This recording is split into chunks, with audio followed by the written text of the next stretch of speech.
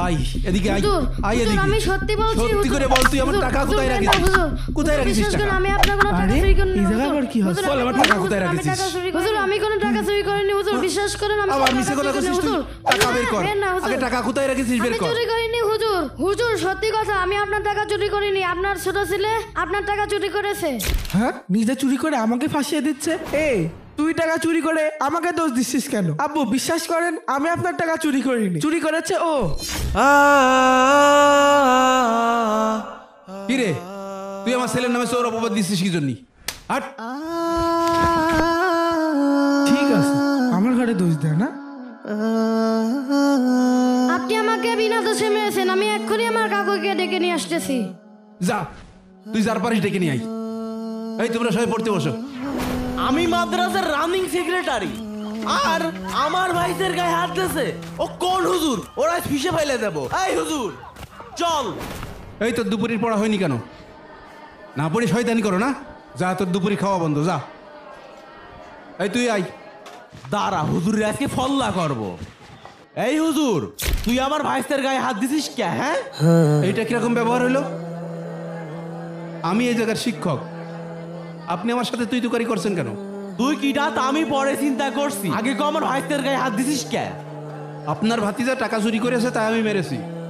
তুই কি আমার ভাইদের টাকা চুরি করতে দেখেছিস না আমি দেখিনি ছাত্ররা সাক্ষী দিয়েছে বাবা বাবা ছাত্ররা সাক্ষী দিল আর তুই আমার ভাইকে ধরে মারলি তোর হাত আমি ভেঙে ফেলে দেবো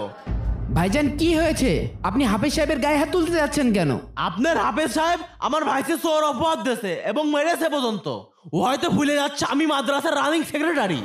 কি হাফেজ সাহেব এটা আমি কি শুনছি আমার টাকা চুরি হয়েছে ছাত্ররা সাক্ষী দিল ও টাকা চুরি করেছে তাই আমি ওরে মেরেছি ও যে টাকা চুরি করেছে আপনি কি এটা দেখেছেন না আমি নিজ চোখে দেখিনি ছাত্ররা সাক্ষী দিল তাই আমি মারিছি এই দেখিস নি তো গায়ে হাত দিস কে আচ্ছা আপনি শান্ত হন এত উত্তেজিত হওয়ার কিছু নেই তো আমি বিষয়টা দেখছি মাদ্রাসায় সিসি ক্যামেরা আছে কে টাকা চুরি করেছে সেটা আমি এখনই বের করে দিচ্ছি এই রে এবার তো ঝামেলা হয়ে যাবে না যেভাবে হোক কিছু একটা করতেই হবে চলেন আমরা অফিসে গিয়ে চেক করি আজকে আমি শেষ তাড়াতাড়ি যাই আর আপনারাও আসেন আসেন কে চুরি করতে পারে হাফেজ সাহেব আসেন আসেন সিসি ক্যামেরা চেক করলে বোঝা যাবে কে চুরি করেছে এই সিসি ক্যামেরাটা চেক করো তো ঠিক আছে ভাই করছি কেউ কোনো যা দেখছে না তো একটু বন্ধ করে দিস ইন্নালিল্লাহ কারেন্ট যাওয়ার সময় এমন সময় করেন এত টাইমে লোডশেডিং দেখ কি যে একটা বিপদে বললাম কেউ আসছে না তো আধা ঘন্টা হয়ে গেল এখনো কারেন্ট আসছে না কাটাউটে কোনো ডিস্টার্ব হলো নাকি এই হাফেজ সাহেব আপনি একটু যাই দেখেন তো কাটাউট ঠিক আছে কিনা জি জি যাচ্ছি কিরে তুই এখানে কেন আব্বু আমি কিছু করিনি আব্বু আমি ধারে ধারে দেখছি আর সুইচ বন্ধ কেন আব্বু লাইনে মনে হয় কিছু সমস্যা আছে আমি কিন্তু এসব কিছু করিনি আব্বু কারেন্ট আলহামদুলিল্লাহ চলে এসেছে ভাই ওই সিসি ক্যামেরাটা একটু চেক দেন তো তাড়াতাড়ি চেক ঠিক দেন আছে ভাই। চেক দেন আই এদিকে আই না আমি যাচ্ছি আয়, না, আয়। আব্বু তোমরা দেখো এদিকে আয়। না আব্বু না আমি যাবো না তোমরা দেখো দেখি সরেন তো আব্বু তোমরা দেখো আমার ওই পড়া আছে কি ব্যাপার হাফেজ সাহেব ওইটা তো আপনার ছেলেই মনে হচ্ছে ওই দেখেন ওই দেখেন ওই দেখেন ওই যে টাকাটা হাতে নিচ্ছে হ্যাঁ হ্যাঁ হ্যাঁ এই তো আপনার ছেলে আজকে আমার শেষ দিন আমি এই কি করে আছিস দাঁড়া সি সি সি শেষ পর্যন্ত আমার ছেলে চুরি করলো এই দেখেন টাকাটা জুব্বার পকেটে নিয়ে নিল আপনি যে অন্য ছেলেকে শাসন করছেন